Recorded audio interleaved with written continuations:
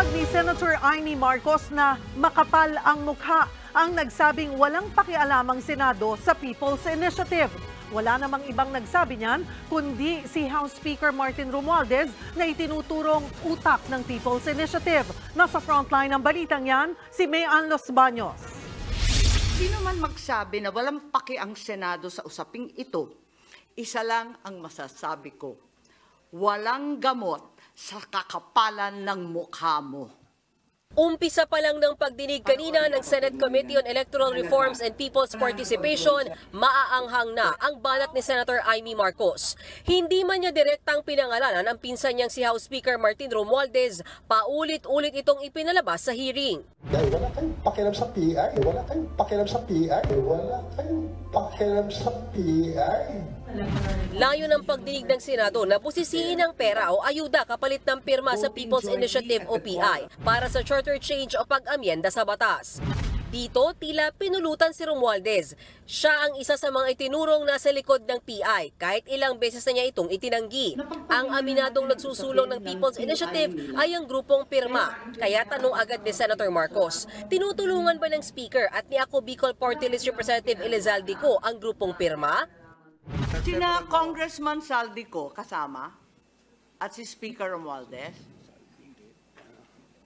Saldico, no, I didn't talk to Saldi. Sigurado kayo wala si Speaker, wala si Congressman Saldico sa anumang pagtitipon?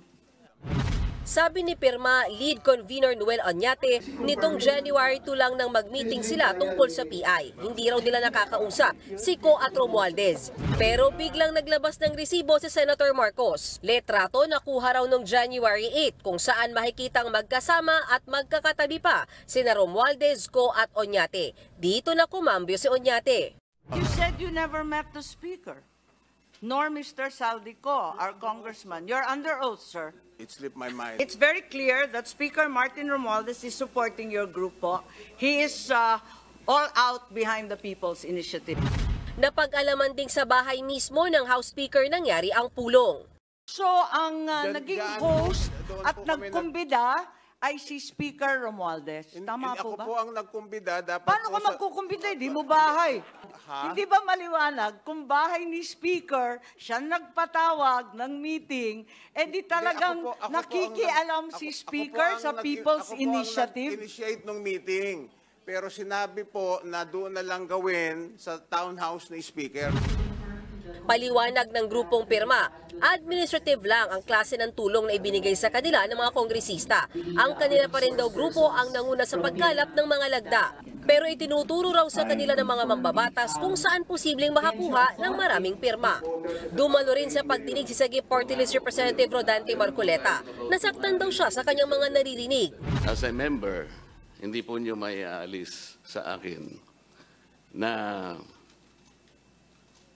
medyo magdamdam rin ako sapagkat ang patutsada ay patungkol sa House of Representatives, lalong-lalo na po yung Speaker. Pero kung mapatunayan mang si Romualdez nga ang utak ng People's Initiative, si Marcoleta raw mismo ang kikilos. I will probably request him to step down. Sa isang punto, bahagyang nagkainitan si Marcoleta at ilang senador dahil ayaw raw ng Senado na makipagpulong sa Kamara sa pamamagitan ng Constituent Assembly. As Senate President, as the leader of this institution, I can categorically state that we have not refused any measures. As a matter of fact, I filed last week RBH 6, which is to discuss economic provisions of the Constitution. So, only to change your mind 3 days later, Mr. Senate President. did I ever say, for the record, did I ever say I'm no longer pursuing this? Please cite the record that I said. Sa kabila niyan, isa namang attorney Anthony Abad ang itinuturo ni Marcoleta na dapat paharapin ng Senado. Si Abad daw ang pangalang nakalagay sa mga papel na pinapipirmahan sa mga tao. Nauna nang ipinatawag ng Senado si Attorney Abad pero nasa labas daw siya ng bansa kaya pinasabina na siya ng Senate Committee on Electoral Reforms para humarap sa susunod na pagdinig. Kasabay niyan, hiningi na rin ng mga senador ang listahan ng mga nag-donate para mabayaran ng TV ad na ipinalabas ng pirma kaugnay pa rin sa charter change. Ayon sa pirma, nagkakahalaga ng 55 million pesos ang Pro Chacha TV ad na pinalabas nila. Kalahati niyan ay galing daw sa bulsa ni Oñate, habang ang iba ay mula sa donors. Isusumiti raw ng pirma ang listahan ng donors sa susunod na pagdinig. May mga testigo ring humarap sa Senado. Ang mga idinahilan nila kaya sila pumirma sa PI. Kasi English po yung nakasulat. Basta pumirma lang po kami ng pagkasal, pumirma po kayo pati may ayuda po. Utos daw po yun ni BBM. Utos yun po ni yung BBM. exact word. Depensa ng pirma, kahit sila ang nagsusulong ng PI, hindi raw sila ang nasa likod ng suhulan. Nagbabalita mula sa Frontline, Mean Los Baños, News 5. Nag-sorry naman si Davao City Mayor Baste Duterte kay Senadora Amy Marcos kasunod ng mga tirada niya laban kay Pangulong Marcos. Ay kay Senator Amy, personal siyang nilapitan ni Mayor Baste para humingi ng tawad. Nitong linggo lang manawagan ng alkalde na mag-resign na si PBBM dahil daw yan sa tila pag-deadman niya sa maniiringan ng kanyang mga kalyado at mga problema ng bansa. Naiintindihan daw ng senadora na bugso lang ito ng damdamin. Kahapon nang sabihin din ni Vice President Sara Duterte na brotherly love ang hugot ni Mayor Baste sa kanyang mga naging banat. Dumistansya naman si Senadora Amy sa mga yan ni na PBBM at dating Pangulong Rodrigo Duterte.